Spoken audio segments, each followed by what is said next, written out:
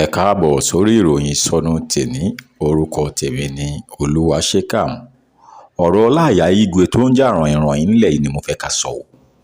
Ẹ dákun, Alhaji Ẹ̀bùn Olóyèdé, ẹ̀yin odidi Alhaji ṣó yẹ ká yóò máa rí òwò yín.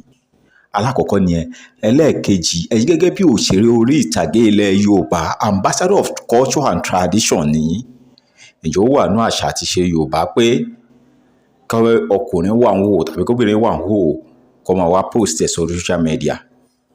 Ẹlẹ́ẹ̀kẹta, èèyàn mélòó ló ti sick ní movie industry tẹ́ ẹ ti bọ́ sí òwò bẹ́ẹ̀ ṣàdúrà fún kọ́kọ́lọ́hún fún lálàáfíà rí? Ẹlẹ́ẹ̀kẹrin, movie tẹ́ ẹ̀ ń ṣe gangan tẹ́ ẹ fi jẹ́ èèyàn jẹ́ ẹ lè ṣe bẹ́ẹ̀ ṣe yẹn nínú movie mélòó lẹ ti yà tẹ́ ẹ wà ń wò ọmọlúàbí bẹ́ẹ̀ tẹ́ ẹ yà tẹ́ ẹ wá torí èèyàn kan ṣo tó jẹ́ pé bọ́lọ́run ṣe dá yín lọ́lọ́run ṣe dá ẹ wá torí ẹ̀ bọ́ sí òwò ojú gbà mí tì fún yín o.